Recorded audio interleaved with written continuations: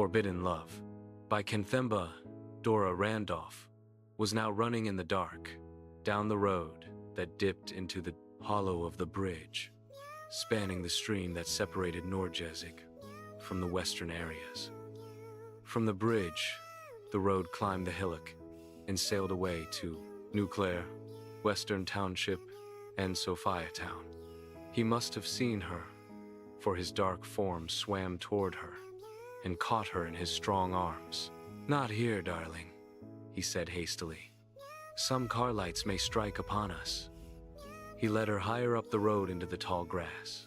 Suddenly, she caught his coat lapels and dragged him down so that no one could see them. He clambered towards her and curled her into his arms. His lips thrilled upon hers, burningly sweet, and with digging fingertips she tried to find the source of his fire in his spinal column. Then the flames went out of them, settling into a low glow. She broke away with a sigh. She caught a stalk, put it in her mouth, and turned to look at the scattered lights of Norgesig. "They were at it again, sweetie," she said between her teeth. "And what makes me mad is that I cannot fight back anymore." "What did they say now?" Mike asked, a little worried. "Mr. Van Vuren was at our place again. It looked almost as if Dad had called him in to preach to us. He spoke about how terribly important it is that we keep away from the natives. Otherwise, we would be associated with them." And his voice had a trick of making that word associated sound horrible. But what made me hate him was the way he stared at Louisa as he spoke. Louisa is that sister of yours who is dark, isn't she?" Michael Chubbaking asked. He had seen her once at the Rhythmic Cinema with Dora, and he remembered how she was darker even than he, and that she had woolly, kinky hair like his. Dora went on. "Yes, the dark one, and I feel like giving back to them all the hurt that they make little Louisa suffer. Why wasn't it I, Mike? Why wasn't I dark instead of fair? Then you might not have been so afraid of my love?" "Huh?" Michael was so taken aback by the sudden tenseness in her tone that he did not quite know what to say. She turned her head and placed her chin onto his chest. "Somehow, Mike," she tried to explain, softened again now, "I feel trapped by a doubly guilty shame. I am ashamed that it is my people who are in the forefront of every move against your people, ashamed of my father whom I love, but who is violent in his hatred of Africans, ashamed of my sister Louisa, who ought to feel nearer your people, but hates them so unreasonably, ashamed of brother's shame for having been classified African, ashamed of my mother's silence when I suspect, I know it, that she disapproves of their attitudes. And then, sweetie, sometimes when listens to them, all I am ashamed in a queer way that I hate of this secret love of ours." "Oh," Michael drew her close, and then his voice came, softly, as if it came out of the grass. "I don't know if I can make you understand this, but darling, everybody's trouble is that he is afraid. Everybody. Even you and I, your father, and that Mr. Van Vuren are afraid their old world is turning over and they will now have to fight for things. And they are not used to fighting. They have too long.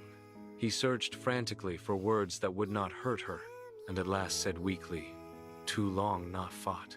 "Yes, Mike," she said. "Your sister, Louisa, is afraid because of this thing that might tear her away from you, all who she loves. And from the comparative safety of your way of life, this thing, this business of becoming an African is nearest to her. Seems would soonest catch her in its cruel fingers. More than the fear of your father and Mr. Van Vuren, hers is most likely to become cruel."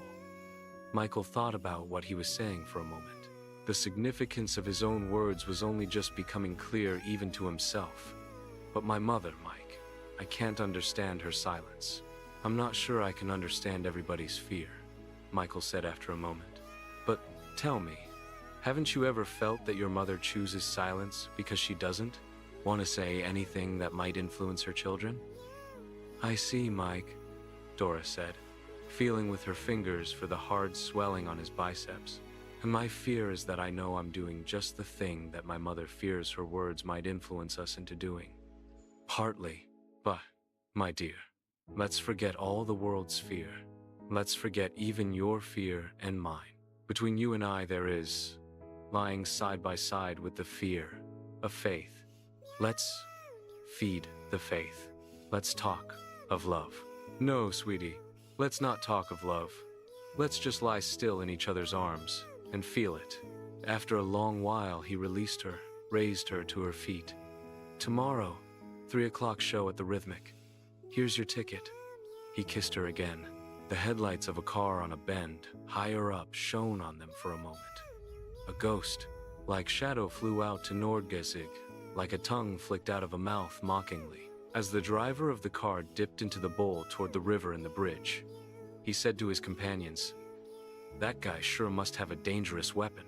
In their 2-room apartment in Sophiatown, Michael was again nagging his sister about the one thing that was eating into his peace of mind.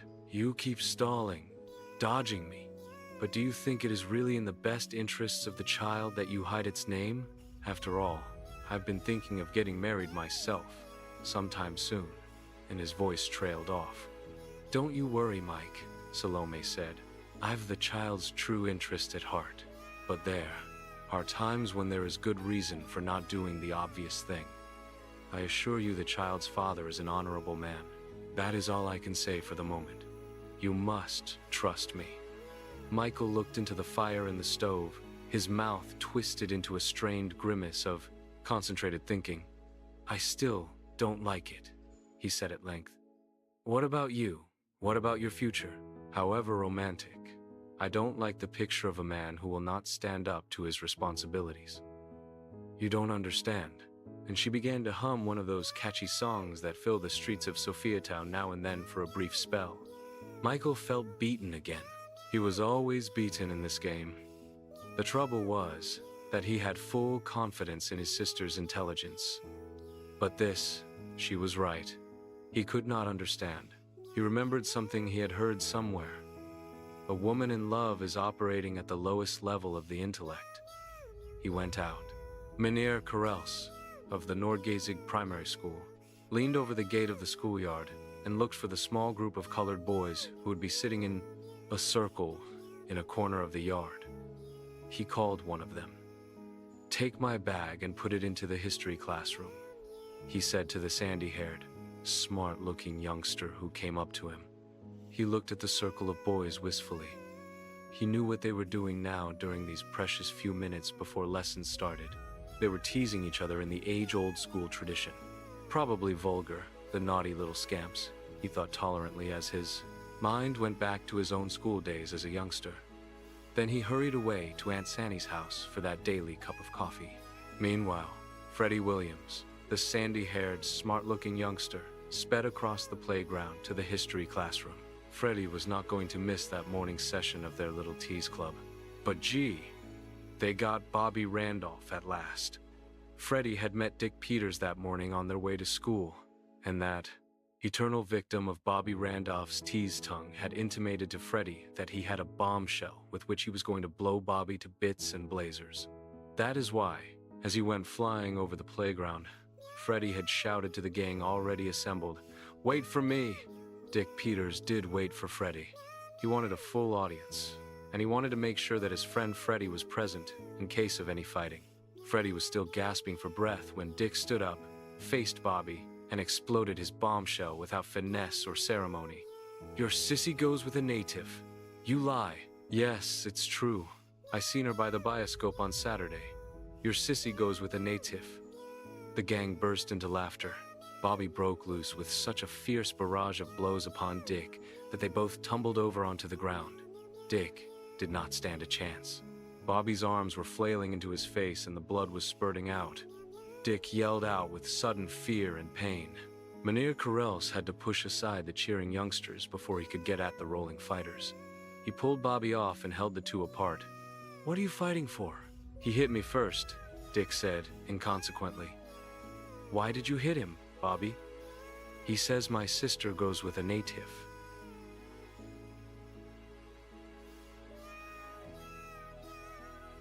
"It's true," Dick shouted. "I seen them myself on Saturday by the bioscope." For a moment, Mynheer Correls was stunned by the news. Through his mind rushed, with painful vividness, the picture of his proposal of marriage to Dora Randolph, and the disdainful rejection she had given him. He could see again her lip curling up in contempt. He knew, he had always known, that she rejected him because of his drinking habits that were notorious in the township, but he felt too deeply hurt to admit his weakness. Suddenly, his own lip curled up as a malicious thought darted through his mind.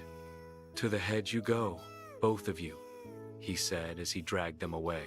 After Mr. Phillips had taken in the whole story, he sent the youngsters off, asking them to report back to him at 1:30 when the school dismissed. He told Mynheer Correls to wait a moment, as he wanted to talk to him. "Mynheer," began the head with a pained expression in his eyes, "it is our duty to hush up the whole cruel affair. You know, we could handle the youngsters, and the matter need not go further than this school. But, yes?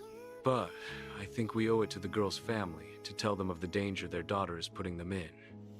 Mynheer Correls was most sanctimonious. Mr. Phillips stared at the lean man before him, long and hard before he spoke. "Of course, our interest is just for the good and safety of the family. We do not have," with deep emphasis, "any desire to do them harm.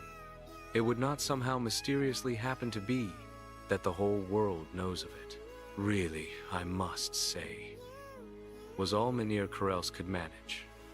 Then both men stared silently out of the window.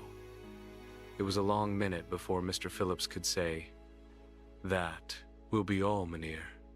But it did somehow mysteriously happen that the whole world came to know of it. Dora's disgrace was on everyone's lips. To everybody, except to Dora herself, this was disaster. She decided that it was release from the long months of stolen, forbidden love, and felt a thrill in defiance. This, of course, gave added fuel to the wagging tongues. On the bus, within earshot of her father, one man was heard to remark, "I learned the brazen hussy doesn't care at all. It just goes to show the government isn't exactly wrong in all cases that it reclassifies back to Kaffir." Old man Randolph winced,